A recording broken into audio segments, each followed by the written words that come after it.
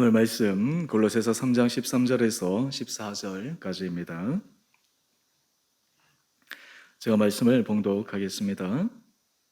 누가 누구에게 불만이 있거든 서로 용납하여 피차 용서하되 주께서 너희를 용서하신 것 같이 너희도 그리하고 이 모든 것 위에 사랑을 더하라. 이는 온전하게 매는 띠니라. 아멘. 올 2022년은 특별히 주일마다 지난 주일은 어버이날, 오늘은 또 스승의 날이 겹치는 주일입니다. 또 이번 주 토요일은 또 부부의 날이기도 합니다. 우리 인생에 있어서 좋은 스승을 만난다라고 하는 것은 얼마나 큰 복인지 모릅니다. 우리에게 좋은 스승은 우리의 삶의 지평을 열어주고 우리의 삶을 올바른 길로 인도해주고 그리고 스승의 가르침, 그리고 스승이 보여주었던 실제적인 삶의 모습을 통해 우리가 앞으로 걸어가야 될 우리 인생을 어떻게 걸어가야 될 것인가를 다시 한번 가늠해 보게 됩니다. 특별히 믿는 우리들은 우리 인생의 최고의 스승이신 예수 그리스도를 바라보며 걸어갈 때 또한 우리 삶에 있어서 주님을 닮아가기 위해 더 노력하게 되고 뿐만 아니라 주님을 닮아가는 모습 속에 이제는 스승을 간구했다면 이제 나이가 들고 어느 정도 연륜이 찼을 때 우리도 후배들과 자녀들과 다음 세대들에게 그 사람들에게 좋은 그런 삶의 모범과 모델을 보여주어야 되는 그런 막중한 책임감도 가지게 됩니다. 오늘 이 스승의 날 특별히 우리 자녀들 어릴 때부터 하나님의 말씀 가운데서 잘 자라날 수 있도록 우리 다음 세대를 위해서 기도해 주시고 우리 전도사님들 위해서 계속해서 여러분들 기도해 주시고 사랑으로 격려해 주시고 그래서 우리 자녀들이 어릴 때부터 또 그리고 사춘기 청소년기를 지나면서 그들이 일평생 주님의 손에 붙들림 받아요 우리 부모 때보다 더 큰 주님의 은혜를 누릴 수 있게 되기를 원합니다. 오늘은 제가 설교의 주제를 부부로 잡았습니다. 그런 이유가 있습니다. 예전에 한 유명한 글 가운데 세 사람이 길을 가면 반드시 그 중에 한 사람은 스승이 될 만한 사람이 있습니다. 그래서 좋은 점은 본받고 그리고 혹시 나보다 부족한 사람은 그 부족한 부분을 보면서 스스로 고치는 그러한 고사성어가 있습니다. 우리 인생에 있어서 스승을 찾는데 그 스승은 때로는 우리에게 학문적인 스승, 때로는 삶의 스승 그러한 부분도 있지만 우리가 삶을 살아가면서 가장 좋은 스승으로서 함께 관계를 맺어가야 될 그 관계가 바로 부부 관계가 아닌가 생각해 봅니다. 어느 시인이 쓴 부부 사이라고 하는 시가 있는데요. 이 시에 보면 부부 사이를 표현하는 재밌는 몇 가지가 있습니다. 그 구절을 몇 가지 소개해 드리면 부부 사이는 가깝고도 먼 것이 부부 사이고 밉고도 고운 것이 부부 사이고 변덕 맞은 것이 부부 사이고 그리고 알다가도 모르는 것이 부부 사이다. 우리가 결혼 생활을 오래 하다 보면 사실 이 말에 굉장히 수긍이 됩니다. 처음 결혼할 때는 설렘과 황홀함으로 결혼하다가 결혼 생활을 시작했다가 결혼 생활을 하다 보면 서로에 대한 실망감으로 힘들어하고 어느 순간 되면 포기하게 되고 그런 과정들을 거치다 보면 또 삶에 있어서 새로운 단계로 나가는 것이 부부의 모습이 아닌가 생각해 봅니다. 특별히 이 좋은 부부 관계에 통해서 서로가 서로에게 정말 좋은 인생에 있어서 스승과 같이 도움을 주고 스승과 같이 인생에 있어서 본을 보여줄 수 있는 그런 관계가 부부 관계 아래에 세워질 수 있다면 얼마나 복될 수 있나 생각해 봅니다. 제가 결혼할 때 제 결혼을 주례했던 분이 제 담임 목사님이셨는데 그 주례의 내용 가운데 핵심적인 내용은 사람은 세상에서 성공하기 위해서 많은 노력을 기울인다고 합니다. 그래서 세상에서 높은 지위에 가고 여러 가지 세상적인 성취를 이루는 것, 사람들이 그걸 위해서 달려가지만 또 하나 삶에 있어서 중요하게 해야 될 것 가운데 하나가 좋은 부부관계, 아름다운 부부관계를 하는 것이 필요하다라는 것이었습니다. 그런데 여러분, 우리가 결혼 생활을 통해서 우리가 실제로 경험하는 것은 무엇입니까? 그 부부 생활을 하는 것이 참 우리 생각만큼 쉽지가 않다라고 하는 것입니다. 부부 생활을 하다 보면 자신의 그 바닥에 있는 모습이 드러납니다. 그리고 자신의 인격의 그 거친 면이 드러납니다. 그리고 자신이 내가 이러한 면이 있구나 라고 하는 것들을 적나라하게 보게 되는 그 관계가 바로 부부 관계입니다. 그런 의미에서 이 부부 관계 안에서 우리가 자신을 바라보고 자신을 더 성숙한 길로 나가게 만들고 그것을 통해서 하나님께서 우리 인생을 더 아름답게 만들어 갈 수 있도록 붙여주신 그 최고의 스승이자 사랑의 반려자가 바로 부부가 아닌가 생각해 봅니다. 오늘 말씀을 통해서 우리가 이 부부 관계를 어떻게 하면 더 아름다운 관계로, 더 좋은 관계로, 더 행복한 관계로 일평생 우리가 함께 걸어가는 반려자로서 정말 축복된 관계로 나갈 수 있을까? 오늘 말씀을 통해서 함께 그 원리를 살펴보기를 원합니다. 여러분은 그 배우자에게 어떤 호칭을 사용하십니까? 이게 나이가 드시고 또 저 같은 경우도 그런데요. 아마 여보라고 하는 여보 당신이라고 하는 이 호칭을 또 많이 사용합니다. 이 여보는 한자어로 여자는 같을 여자에 보자는 보배로운 보자를 사용합니다. 그러니까 여보라고 하는 그 호칭 속에는 당신은 보배와 같다라고 하는 그 의미가 담겨 있습니다. 당신이라고 할 때 상대방을 당신이라고 하는 것은 바로 당신은 나와 한 몸이요 바로 나의 또 다른 존재다라고 하는 것을 고백하는 것이죠. 젊은 사람은 자기라는 이런 표현도 사용하는데 그것도 흡사한 표현이 아닌가 생각해 봅니다. 사실은 이 부부 관계는 어떤 의미에서 하나님께서 우리 인생을 가장 축복하시고 행복하기 위해서 붙여놓은 그러한 관계입니다. 우리가 부모와 자녀와의 관계는 사실 혈연에 의해서 맺어졌지만 부부는 촌수도 없지만 어떤 의미에서 부모와 자녀 관계보다 어떤 의미에서 더 깊은 그리고 우리 인생에 있어서 더 중요한 그러한 지대한 영향을 끼치는 관계가 이 부부 관계가 아닌가 그런 생각을 해봅니다. 그렇다면 우리가 이 부부 관계를 할 때 어떻게 하면 우리 부부 관계를 하나님 앞에서 신앙적으로 잘 만들어 갈 수 있을까? 구체적인 그런 방법을 오늘 말씀을 통해 함께 살펴보기를 원합니다. 오늘 설교의 제목을 제가 좋은 관계를 지속하기 위해 이렇게 잡았습니다.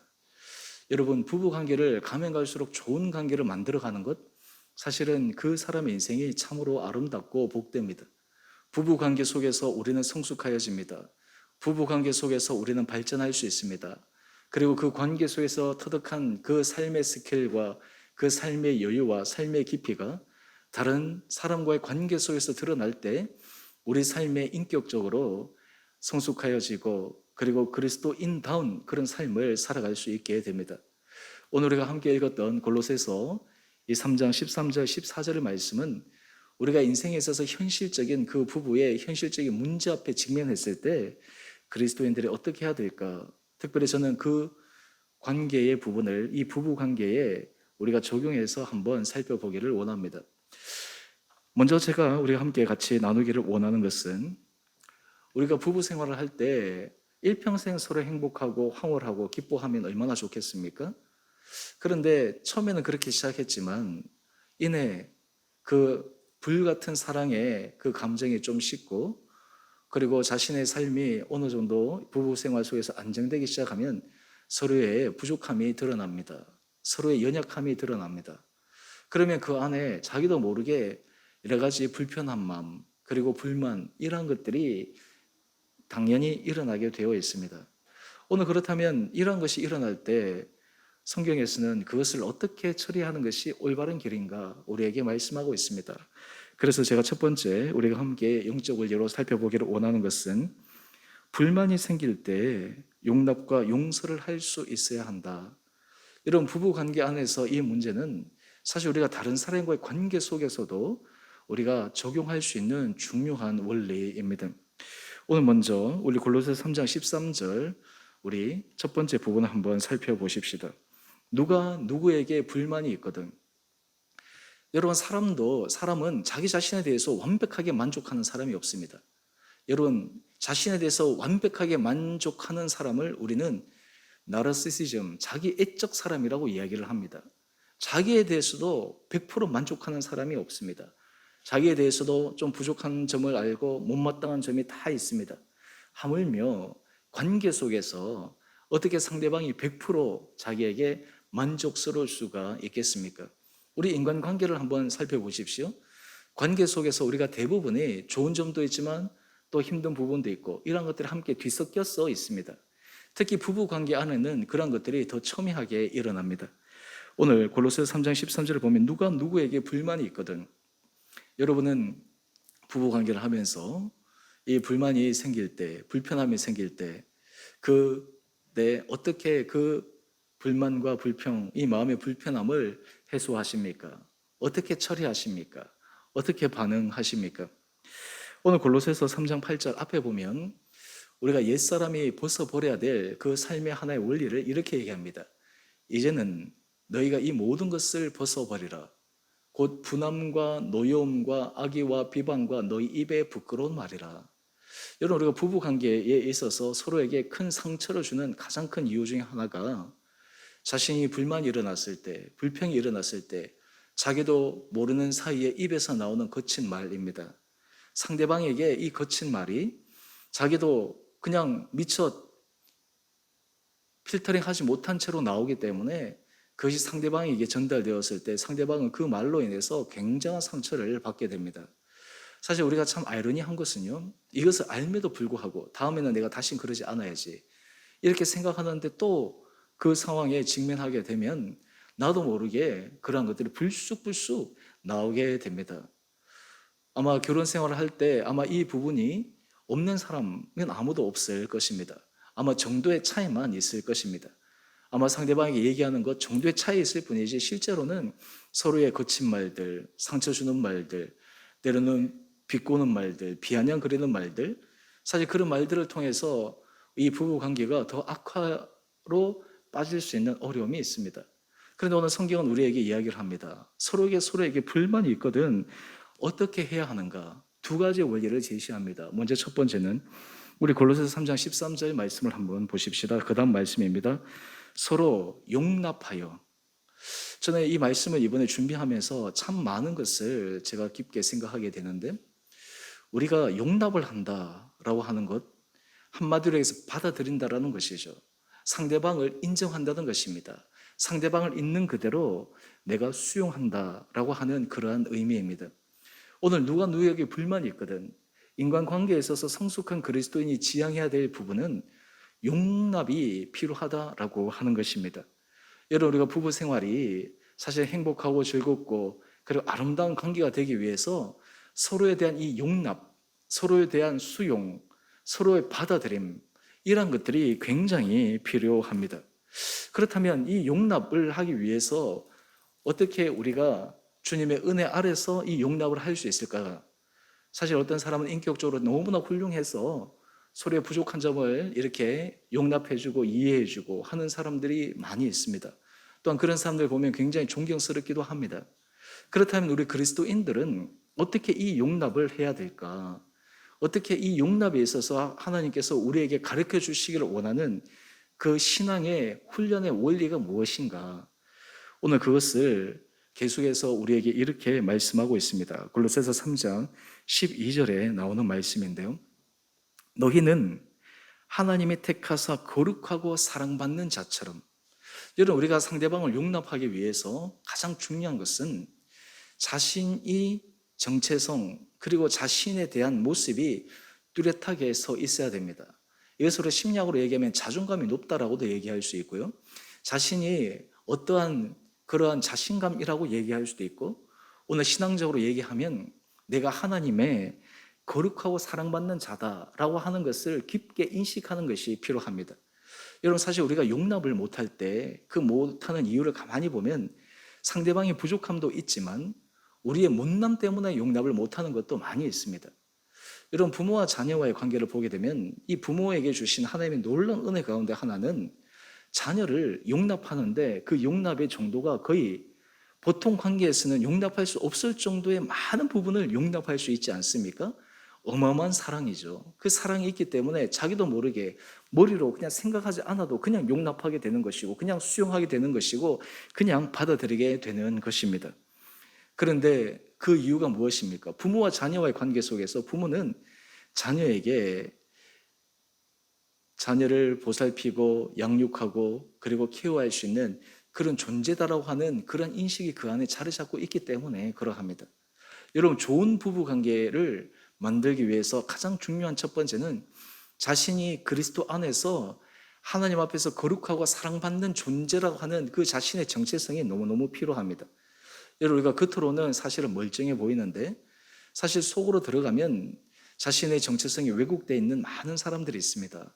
자신이 다른 사람들에게는 굉장히 자존감이 높아 보이고 다른 사람에게는 뭔가 대단해 보이는데 실제로 부부관계 아래 자기의 민낯이 드러나게 될 때 자신의 연약한 모습이 그대로 노출되는 경우가 많이 있습니다.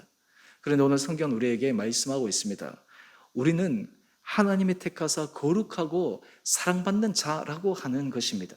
하나님이 우리를 그런 존재로 불러주셨다라고 하는 것입니다. 여러분, 이런 마음을 가지게 되면 우리는 상대방에 대해서 여유를 가지게 됩니다. 그 여유를 가질 때 일어나는 삶의 모습이 바로 골로새서 3장 12절에 나오는 말씀인데요. 거기에 몇 가지 요소를 우리에게 설명합니다. 우리 한번 볼까요? 긍휼과 자비와 겸손과 온유와 오래 참음을 옷 입고.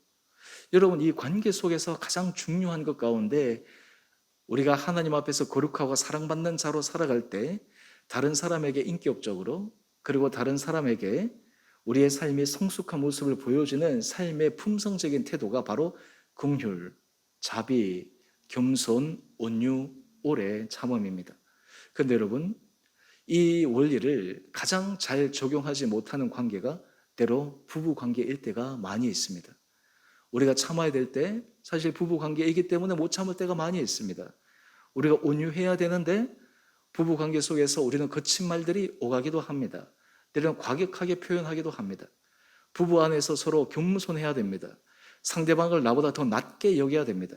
사실 우리가 부부 관계 속에서 어려운 중에 하나는 자신이 상대방을 가리키려고 할 때가 바로 서로에 대한 문제를 일으킬 때입니다. 여러분, 좋은 부부 관계의 가장 핵심은 남편은 아내를 정말 당신은 하나님께서 내게 보내주신 귀한 배필이다. 어떻게 당신 같은 사람을 하나님께서 내게 보내셨을까?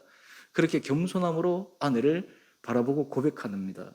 또 반대로 아내는 그렇지, 당신이 어떻게 나 같은 사람을 만날 수 있어? 이런 마음이 아닙니다. 당신 어떻게 하나님께서 그 귀한 당신을 하나님께서 나의 반려자로 배우자로 허락하여 주셨을까? 여러분, 서로가 이런 마음을 갖고 있을 때 그 관계는 좋은 관계가 되는 것입니다. 우리가 부부 관계 속에서 하나님 앞에서 상대방에 대해서 존중히 여기는 마음, 상대방을 귀히 여기는 마음, 그리고 상대방을 내보다 더 낮게 여기는 마음, 그 마음에 가장 중요한 것이 바로 이 부부 관계 안에서 실현되어져야 된다라는 것입니다. 참, 그런데 아이러니하게도요, 우리가 삶에 많은 시행착오를 겪어서 비로소 우리는 부부 관계 속에서 이것을 배워나가게 됩니다. 젊었을 때는 내가 더 주도권을 가지려고 합니다. 내가 더 우위를 점하려고 합니다. 내가 더 가정에 있어서 내가 원하는 대로 하려고 합니다. 그런데 성경의 원리는 그것이 아닙니다. 성경의 원리는 주님께서 우리에게 보여주신 겸손의 원리입니다. 낮아짐의 원리입니다. 섬김의 원리입니다. 여러분, 이렇게 하는 것이 더 실질적으로 주도적이고 힘 있는 삶을 살아갈 수 있게 됩니다. 여러분, 그렇게 할 때 상대방을 어떻게 합니까? 긍휼히 여길 수 있습니다. 자비롭게 대할 수 있습니다. 사실 긍휼이라고 하는 것은 강자가 약자에게 베푸는 그러한 것이라고 우리가 생각할 수 있지만 이것을 좀 더 깊은 의미에서 바라보면 그 상대방의 깊은 면, 그 상대방의 그 감추어졌던 면들을 우리가 너무 잘 알기 때문에 그 사람을 사랑으로 보듬어 줄 수 있는 것입니다. 특별히 우리가 부부관계를 하다 보면 상대에 대해서 그 사람의 과거라든지 그리고 그 사람의 연약한 부분이라든지 그 사람의 부족한 부분이라든지 사실 이러한 모든 것들을 우리가 너무너무 잘 알기 때문에 그 사람을 우리는 받아들일 수 있습니다. 긍휼히 여길 수 있습니다. 불쌍히 여길 수 있습니다. 이것은 측은히 여긴다라고 하는 그 차원에서 넘어서서 진정한 사랑의 모습이 있을 수 있다라고 하는 것입니다. 여러분, 우리가 부부 관계 속에서 우리가 가면 갈수록 하나님께서 우리에게 말씀하신 이 원리가 여러분의 삶 가운데서 작동될 수 있게 되기를 원합니다. 여러분, 특별히 우리가 신앙생활을 잘한다. 여러분, 그 신앙생활을 잘하는 그 점검의 방법 중에 하나는 우리 부부관계 속에서 드러나야 합니다. 오늘 골로새서 3장 10절 말씀을 한번 볼까요? 새 사람을 입었으니 이는 자기를 창조하신 이의 형상을 따라 지식에까지 새롭게 하심을 입은 자니라.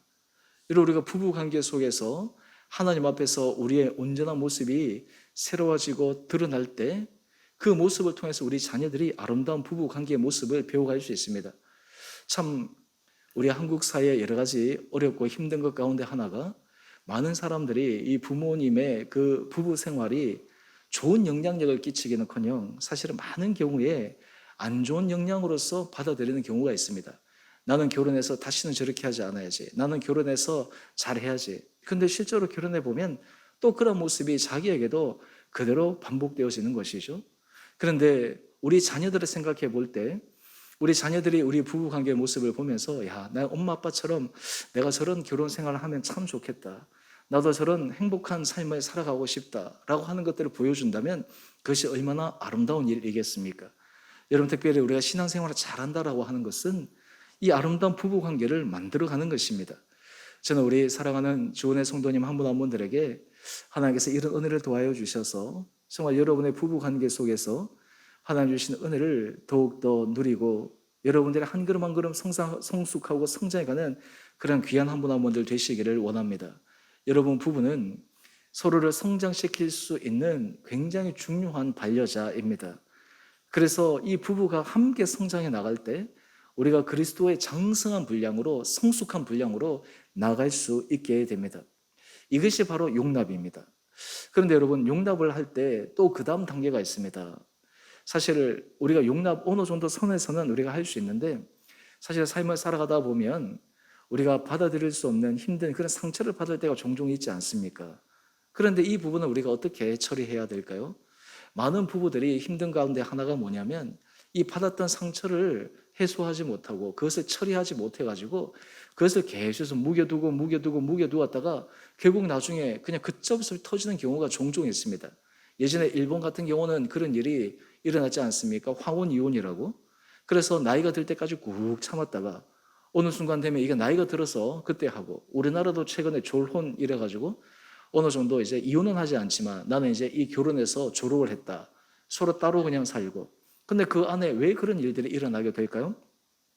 서로 묵혀두었던 것이죠. 풀지 않은 것이죠. 캐키 묵은 그런 모든 것들이 그의 관계를 완전히 뒤틀게 만들었던 것이죠. 오늘 그런데 그런 관계 속에서 오늘 골로새서 말씀은 우리들이 용납 다음의 단계를 해야 될 요소를 바로 용서라고 이야기를 합니다. 오늘의 말씀을 한번 볼까요? 오늘 골로새서 3장 13절 말씀인데요. 피차 용서하되 주께서 너희를 용서하신 것 같이 너희도 그리하고. 여러분 좋은 부부 관계를 만들기 위해서 또 하나 주님께서 우리에게 원하시고 그리고 우리에게 명령하신 것 가운데 하나가 부부 관계 안에서 서로 용서할 수 있어야 된다라고 하는 것이에요. 부부 관계 속에서 어려움을 겪을 때 많은 부부들이 힘든 가운데 하나가 뭐냐면 부부 싸움을 하면 그 문제로 끝나는 것이 아니라 어떻게 됩니까? 과거의 문제를 끄집어냅니다. 심지어는 5년 전, 10년 전, 그리고 기억나지도 않았던 그런 것들을 막 끄집어 와서 서로에게 막 고통의 그런 것들을 줍니다. 왜 그럴까요? 해소되지 않아서 그렇습니다. 풀지 않아서 그렇습니다. 마음에 응어리져 있기 때문에 그러합니다. 여러분 용서라고 하는 것은 무엇입니까? 용서는 심리학적인 의미로 얘기하면 let it go. 한마디로 얘기해서 상대방이 나에게 주었던 상처, 상대방이 나에게 주었던 아픔, 내가 그런 것들을 한마디로 해서 지나가게 만든다는 것입니다. 내가 그것을 인정한다는 것입니다. 내가 그것을 수용해 준다라고 하는 것입니다. 그런데 여기서 중요한 것은 한 사람이 일방적인 용서를 원하는 것이 아니라 서로 간의 피차 간의 용서가 있어야 된다라는 것입니다. 여러분 사실 부부관계 안에서 진정한 용서가 필요합니다. 왜 그렇습니까? 사실 부족한 사람이 만났기 때문에 그렇습니다. 남편이 아내가 남편에게 서로 부족함이 있기 때문에 서로에게 상처를 주고 서로에게 아픔을 주고 서로에게 고통을 주고 물론 서로에게 힘을 주고 기쁨을 주고 서로에게 행복을 줄 때도 있었지만 또 반대로 서로에게 주었던 그 아픔으로 인해서 이 가슴에 응어리져 있는 것들 그러한 것들이 어떻게 해소되어질 수 있습니까? 바로 이 용서를 통해서 해소되어질 수 있다라고 말씀하고 있습니다. 그런데 이 용서에 대해서 제가 5월 마지막 주에 우리 가정 문제를 해결할 때 제가 용서를 주제로 가지고 제가 설교를 할 텐데요. 오늘은 이 부분에 대해서 제가 간략하게 두 가지 원리만 말씀하려고 합니다. 특별히 부부 관계 속에서 이 용서에 있어서 우리가 생각해 두 가지 원리는요. 첫 번째는 용서의 횟수입니다. 횟수. 몇 번 용서할 수 있냐? 내가 몇 번 봐줄 수 있냐? 라고 하는 것이에요. 오늘 그 용서에 대해서 예수님께서 제자들에게 하신 말씀이 있습니다. 마태복음 18장 21절에 보면 베드로가 예수님께 나와 이렇게 얘기합니다. 주여, 형제가 내게 죄를 범하면 몇 번이나 용서하여 주리이까? 7번까지 하오리이까. 이런 사실 일반적인 관계 속에서 잘못을 7번까지 하면 그 관계는 거의 파탄난다고 보면 됩니다. 근데 참 재밌는 것은요, 부부 관계에서는 용서가 7번이 아니라 수없이 일어나야 되는 관계가 바로 이 부부 관계라고 하는 거예요. 그런데 베드로가 한 7번까지 하면 되겠습니까? 그런데 많은 부부들이 사실은 서로 용서하려고 하죠. 시도하려고 하죠. 그런데 이 용서에 있어서 하나 관계한 것이 있습니다. 바로 용서의 횟수의 문제입니다. 내가 몇 번을 용서했잖아. 내가 몇 번을 내가 이해해 줬잖아. 근데 당신은 여전히 그래. 당신은 바뀐 것이 없어. 근데 오늘 예수님께서 이 베드로에게 무엇이라고 말씀하고 있습니까? 마태복음 18장 22절 말씀입니다. 예수께서 이르시되 내게 이르노니 7번뿐 아니라 7번을 70번까지라도 할지니라. 다른 말로 하면 무한대의 용서를 하라라고 하는 것입니다. 저는 이 말씀을 이 부부 관계에 우리가 정말 그대로 적용해야 되는 말씀이 아닌가 생각해 봅니다. 부부 관계는 무한대의 용서를 할 수 있는 관계로 하나님께서 불러주셨다라고 하는 것입니다. 둘이 한 몸이기에, 다른 말로 하면 여러분, 우리는 우리 자신을 용서하지 않습니까? 내가 부족하고 실수하고 잘못해도 그것을 용서합니다. 때로 어떤 사람은 그것을 용서하지 못해가지고 자신을 용납하지 못해서 극단적인 선택을 하기도 하지만, 대부분의 많은 사람은 자신에 대해서는 용서합니다. 자신에 대해서는 인정하고 수용해 줍니다. 그런데 부부 관계 속에서 우리는 이 용서가 필요합니다. 여러분, 이것이 바로 하나님의 은혜입니다. 오늘 주님께서 우리에게 이 부부 관계 속에서 이 용서의 훈련을 하라고 말씀하십니다. 그리고 이 관계 속에서 우리는 이 용서를 통해서 서로에 대해서 더 깊은 은혜 단계로 나아갈 수가 있습니다. 두 번째 용서의 원리는요, 그렇다면 횟수의 문제뿐만 아니라 실질적인 용서의 질의 문제입니다. 도대체 어떻게 용서해야 될 것인가?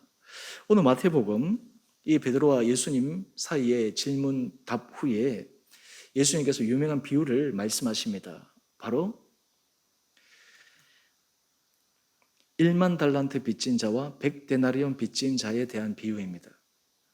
1만 데나리온, 1만 달란트의 빚진 자를 탕감해 주었는데 그 사람이 자기에게 100데나리온 내 빚을 진 그 친구를 용서하지 못하는 그 장면을 이야기를 하면서 용서의 질적인 부분에 대해서 예수님께서 이렇게 말씀하십니다. 마태복음 18장 35절입니다. 너희가 각각 마음으로부터 형제를 용서하지 아니하면 나의 하늘 아버지께서도 너희에게 이와 같이 하시리라. 너희 형제를 마음으로 용서하지 아니하면 하늘 아버지께서 너희에게 이와 같이 하신다라고 하는 것이에요. 여러분, 이 말씀이 우리가 관계 속에서도 있지만 부부 관계 안에서 우리가 일어나야 합니다. 우리가 왜 속에 그 상처나 아픔들이 계속해서 있습니까?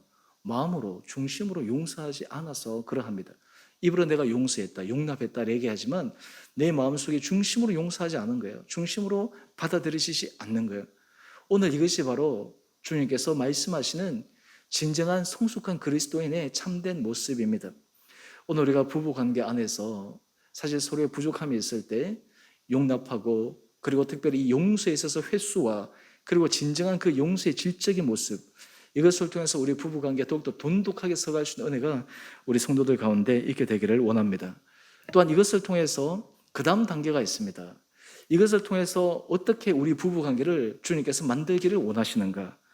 오늘 그 두 번째 원리가 이것입니다. 모든 것 위에 사랑을 더할 수 있어야 합니다. 여러분, 용납과 용서는 단지 나의 어떤 인격적으로 신앙적 우위에 있다라고 하는 것을 보여주는 그런 수단이 아닙니다. 그 방법을 통해서 그 다음에 무엇입니까? 온전한 사랑, 깊은 사랑, 주님께서 우리에게 보여주신 그 크고 놀라운 사랑을 부부관계 안에서 이룰 수 있음을 우리에게 말씀하고 있습니다. 우리 골로새서 3장 14절 말씀을 한번 볼까요? 이 모든 것 위에 사랑을 더하라. 이는 완전하게 매는 띠니라. 여러분, 우리가 부부관계 속에서 용납하고 용서하는 것, 그 다음 과정이 바로 이 사랑입니다. 이 사랑은 모든 것을 완전하게 매는 띠라고 말씀하고 있습니다. 특별히 이 사랑에 대해서 우리에게 말씀할 때 우리가 떠오르는 말씀은 고린도전서 13장 말씀입니다. 그런데 고린도전서 13장 전에 고린도전서 12장 마지막 말씀을 우리가 눈여겨볼 필요가 있습니다. 왜냐하면 고린도전서 12장은 은사장입니다. 거기는 수많은 은사가 나옵니다. 방언의 은사, 예언의 은사, 병 고치는 은사, 이런 많은 은사들이 있습니다. 그런데 사도 바울이 이 은사를 얘기하면서 마지막에 가장 사모해야 될 은사에 대해서 이렇게 이야기를 합니다. 우리 고린도전서 12장 31절 말씀입니다. 너희는 더욱 큰 은사를 사모하라. 내가 또한 가장 좋은 길을 너희에게 보이리라. 그러면서 고린도 13장으로 넘어가는 거예요. 여러분, 우리에게 하나님께 주시는 가장 큰 은사가 무엇입니까? 사랑의 은사입니다. 이 사랑의 은사야말로 모든 은사 가운데 최고의 은사예요. 많은 사람들이 신앙생활을 하면서 내가 방언받고 싶어요, 내가 예언하고 싶어요, 내가 통변하고 싶어요, 그런 것은 있는데, 사람들이 간구하지 않는 은사 가운데 하나가, 하나님, 나는 사랑의 은사를 받고 싶어요. 부부관계 속에서 나는 사랑의 은사를 받고 싶어요. 내가 다른 사람과 관계 속에서 내가 사랑의 은사를 받고 싶어요. 여러분, 사랑의 은사가 있을 때 우리는 용납하게 되고, 사랑의 은사가 있을 때 우리는 다른 사람을 기꺼이 용서할 수 있습니다. 여러분, 사랑의 은사가 많게 되면 그 사람은 가정을 행복하게 만듭니다. 사랑의 은사가 많은 사람은 공동체를 살립니다. 공동체를 건강하게 만들어냅니다. 이 사랑의 은사만이 바로 사람을 살릴 수 있고, 사람을 행복하게 할 수 있고, 사람이 가지고 있는 포텐셜을 드러낼 수 있는 그런 중요한 은사다라고 하는 것입니다. 그런데 사도 바울은 이 사랑의 은사가 얼마나 큰 것인지를 그는 고린도전서 13장 11절에서 이렇게 이야기를 합니다. 내가 어렸을 때는 말하는 것이 어린아이와 같고, 깨닫는 것이 어린아이와 같고, 생각하는 것이 어린아이와 같다가 장성한 사람이 되어서는 어린아이의 일을 버렸노라. 여러분, 그러면서 얘기하는 것이 믿음, 소망, 사랑, 그 중에 제일은 사랑이라고 말씀하는 것입니다. 여러분, 우리가 사랑의 단계로 나가지 못할 때 우리는 그것이 아직 어린아이 단계에 있는 것입니다. 따지고, 그리고 내 입장에서 주장하고, 이것은 어린아이 같은 모습이라고 얘기하는 것입니다. 우리가 장성한 사람, 성숙한 사람의 모습은 무엇입니까? 사랑의 모습입니다. 품어주는 모습입니다. 우리 부부관계 속에서 하나님께서 이런 은혜를 우리들 가운데 허락하여 주시기를 원합니다. 왜 이 사랑의 은사를 우리가 받아 누릴 때 우리의 인생이 아름다운 인생이 될 수가 있습니까? 요한일서 4장 16절은 우리에게 그 이유를 이렇게 말씀하고 있습니다. 하나님이 우리를 사랑하시는 사랑을 우리가 알고 믿었노니 하나님은 사랑이시라. 사랑 안에 거하는 자는 하나님 안에 거하고 하나님도 그의 안에 거하시느니라. 여러분, 우리 인생에 있어서 우리가 주님의 사랑 안에 거할 때 우리는 다른 사람을 사랑할 수 있습니다. 주님의 사랑 안에 거할 때 우리는 다른 사람을 용납할 수 있습니다. 우리의 원수 마귀는 우리 안에 이 사랑의 마음 대신 미움의 마음, 사랑의 마음 대신 비판하는 마음, 사랑의 마음 대신 내 자신의 교만한 마음, 이런 것들을 가지고 상대방을 대하기 때문에 하나님의 풍성한 은혜를 누려나가지 못하는 것입니다.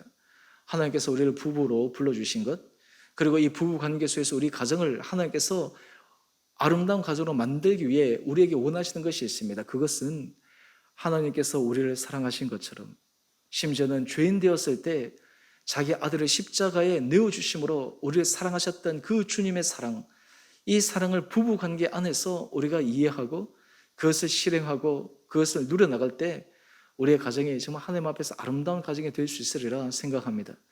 제가 오늘 이 말씀을 통해서 우리 사랑하는 성도님들 가정 가운데, 여러분의 부부 생활 가운데 다시 한번 주님의 은혜를 구할 수 있는 우리 귀한 한 분 한 분들 되시기를 원합니다. 여러분, 인생을 살아가면서 우리 소중한 배우자가 너무너무 중요합니다. 귀합니다. 그리고 인생에 있어서 가장 좋은 관계를 유지해야 될 대상이 누구입니까? 바로 부부관계입니다. 부부관계가 행복하고 부부관계가 서로 막힘이 없고 부부관계 안에 서로 깊이 있는 사랑을 나눌 때 그 인생은 하나님 주신 놀라운 은혜 문을 받아 누릴 수가 있습니다. 부부관계가 막히면, 부부관계 단절이 되면, 부부관계 어려움이 있으면 여러분, 우리 심리적으로도 힘들고 우리 하는 일도 힘들고 심지어는 신앙의 하나님과의 관계 속에도 막힘의 문제가 일어나게 됩니다. 오늘 바라기는 우리 사랑하는 성도님 한 분 한 분들에게 이 좋은 부부관계를 위해서 하나님 앞에 은혜를 구하고, 특별히 우리의 지난날의 모든 것들을 새롭게 용납하고 용서하고 그 위에 사랑을 더함으로 하나님께서 우리에게 앞으로 주실 그 소중한 시간을 우리가 지나간 시행착오의 그 잘못된 누를 다시 반복하는 것이 아니라 새로운 사랑의 길, 새로운 믿음의 길, 새로운 소망의 길 가운데 다시 한번 힘있게 걸어가는 우리 원복된 성도님 한 분 한 분을 되시기를 주님의 이름으로 축원드립니다.